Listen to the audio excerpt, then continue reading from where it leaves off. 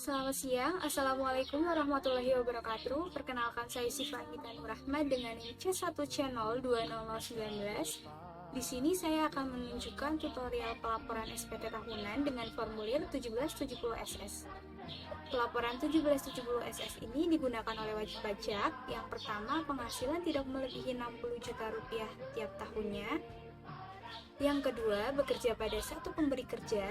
Dan yang ketiga, tidak menjalankan kegiatan usaha ataupun pekerjaan bebas. Bentuk SPT formulir 1770 SS dapat diambil pada KPP Pratama terdekat atau dapat langsung mendownload pada DCP Online pada bagian formulir di website DCP Online. Bentuk formulir 1770 SS adalah seperti ini. Sangat sederhana, bukan? Sebelum mulai mengisi formulir 1770 SS ini, saya akan membacakan sebuah kasus yang nantinya akan menjadi dasar pengisian formulir ini. Siva bekerja sebagai PNS serta tidak mempunyai usaha apapun dan memperoleh penghasilan bruto sebanyak 54 juta rupiah setiap tahunnya. Siva juga belum menikah dan mempunyai sebuah mobil dan motor yang keduanya telah lunas dibayar dengan jumlah 120 juta rupiah.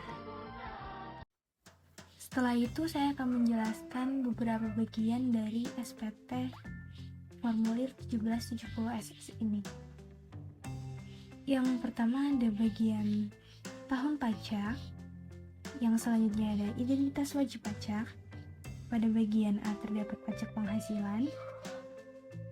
Pada bagian B, terdapat penghasilan yang dikenakan PPh final dan yang dikecualikan dari objek pajak. Pada bagian C, terdapat daftar harta dan kewajiban, dan yang terakhir adalah pernyataan. Di dalam pernyataan ini terdapat tanggal di mana kita mengisi formulir ini dan tanda tangan. Baiklah, langsung saja kita akan mengisi formulir 1770 SS ini. Di mana untuk pengisiannya dimulai dari tahun pajak. Dalam permisalan tahun ini, saya memilih dengan tahun pajak 2020.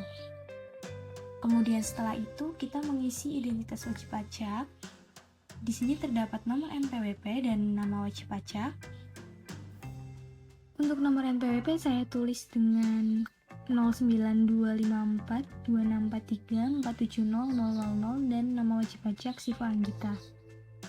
Setelah mengisi identitas wajib pajak, kita akan beralih ke bagian A, di mana di bagian A terdapat pajak penghasilan. Di mana ini adalah tentang semua penghasilan yang berhubungan dengan pekerjaan, di mana dimisalkan penghasilan yang dimiliki sebesar 54 juta rupiah.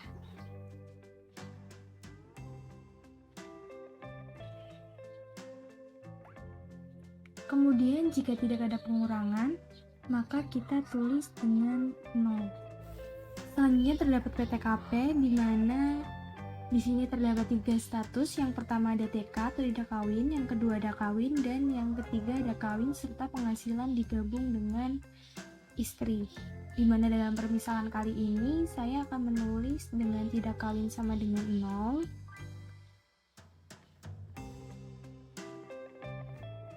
Jika TK sama dengan 0, itu artinya wajib pajak yang belum menikah dan tidak memiliki tanggungan, yaitu berjumlah 54 juta rupiah.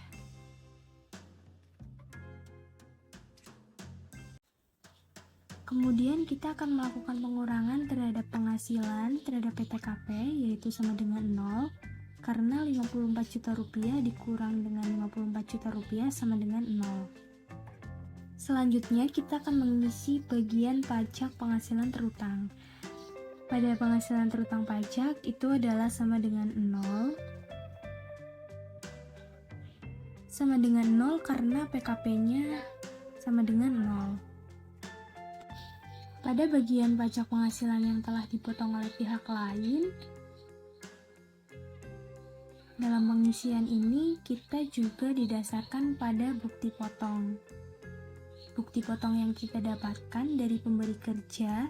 Jika kita memiliki bukti potong, maka bukti potong tersebutlah yang akan kita gunakan sebagai dalam pengisian laporan SPT tahunan ini. Kemudian jika kita tidak dipotong oleh pemberi kerja, maka kita akan mengisinya dengan 0.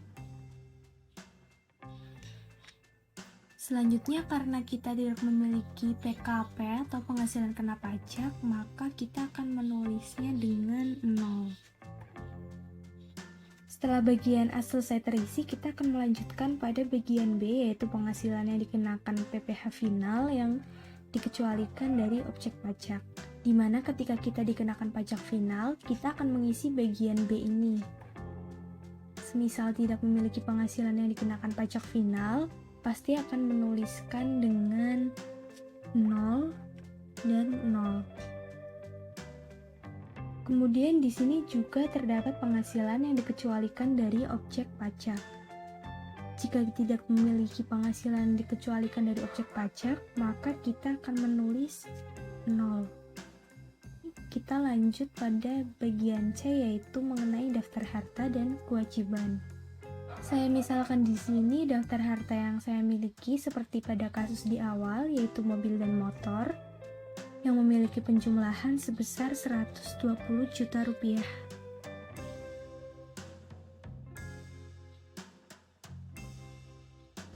Selanjutnya, jika kita tidak memiliki utang, maka kita akan menuliskannya dengan 0.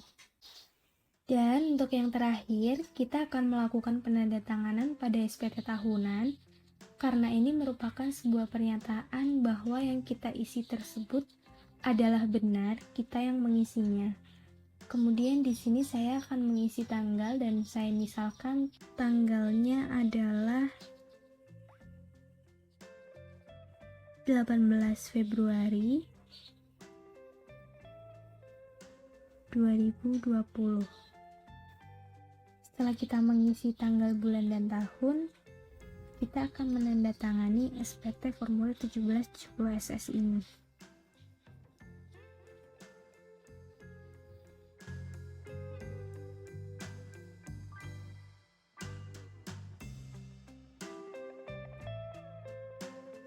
Sekian yang dapat saya sampaikan, semoga bermanfaat dan semoga dapat memenuhi tugas mata kuliah Sistem Perpajakan Indonesia. Terima kasih. Wassalamualaikum warahmatullahi wabarakatuh. Pajak Kuat Indonesia Maju.